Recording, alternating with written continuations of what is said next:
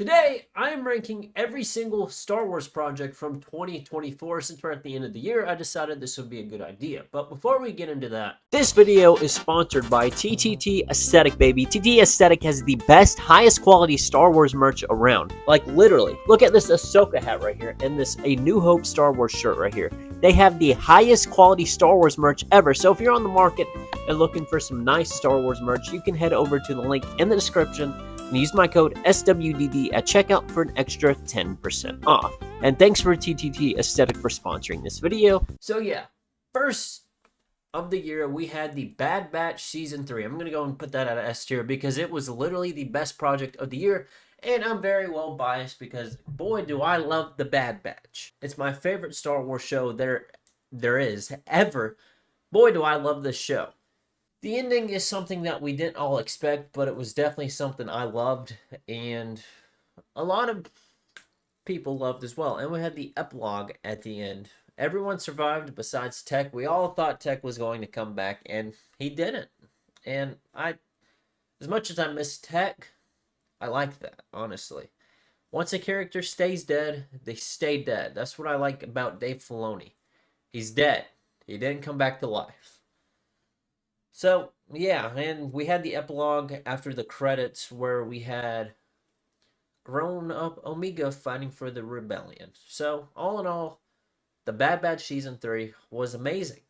Anyway, the Bad Batch was definitely an amazing show. So, yeah, that's going to go in S tier. Next, after that, these both released around the same time, so I'm just going to put the Tales of the Empire in a solid C tier. It definitely wasn't the best, but it wasn't the worst. We had Morgan Elsbeth and Barriss Offee. That's the two characters we very well focused on in the 6 episodes of Tales of the Empire. Now, I like the Barriss Offee, but Morgan Elsbeth, we could have did Baylan Skoll. We could have did even more Darth Vader, even though that was the whole point of the original trilogy was about Darth Vader. There was a lot of characters we could have covered on. General Grievous, we could have had Palpatine, maybe even a little bit of Darth Maul. But they chose Morgan Elsbeth. Now, Barriss Offee, I was cool with. I really like how she went back to become a Jedi. But Morgan Elsbeth, do we really need a background about her? All we saw of her was in The Mandalorian and a little bit of Ahsoka. Like, we don't really need much about her. So that's why we're just going to put it in C tier. Next, we have... Do I really have to explain why this show is horrible? Do I really have to? I will explain why, but do I have to? It's not because a female character is mainly involved in the story. No. For example, Ahsoka, a well-written character. Princess Leia, a well-written character. Jyn Erso from Rogue One, a well-written character. We have Ahsoka, Princess Leia, Padme Amidala. You know, Ayla Secura, the Jedi. Honestly, there are a lot of well-written characters that are female, but no, this show was horrible writing. They did not know anything about Star Wars. Even the actors didn't know anything about Star Wars. Bro thought Anakin blew up the Death Star. How does Anakin blow up the Death Star? How? He was Darth Vader by that time. How does Anakin blow up the Death Star? And then we have this lesbian witch culture on the show that made these two little individuals, these two females, made them to where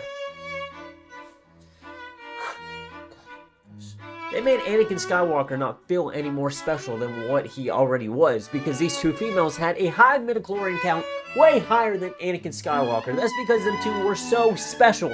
And guess what? They were connected in the Force, but how does that make sense? And then we have Ki-Adi-Mundi, who literally lied about the Sith, apparently in the Phantom Menace, because he did not know about the Sith in the Phantom Menace. He said they were extinct for a millennial, which is 100 years.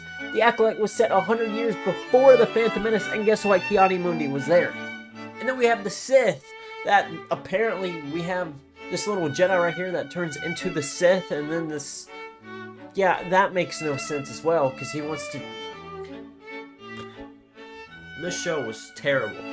Episode 3 was probably the worst episode ever in Star Wars. Literally, Episode 3, don't take that out of context. Episode 3 in The Acolyte, the worst episode. Because it just focused on this witch culture lesbian hut that is literally just does some witch stuff, and then they try, but the Jedi gets involved, and I don't know. It's terrible. It was a horrible written show. Horrible. But anyway, next we have the Skeleton Crew. A solid A tier, honestly. It's very well written so far, even though we're 3 episodes in, and it's way better than the fucking Acolyte. And Tales of the Empire, but I'm biased on Bad Batch, so yeah. I can't really say much about Skeleton Crew because we're still in the show as we speak. So yeah. Anyway, that's it. Bye.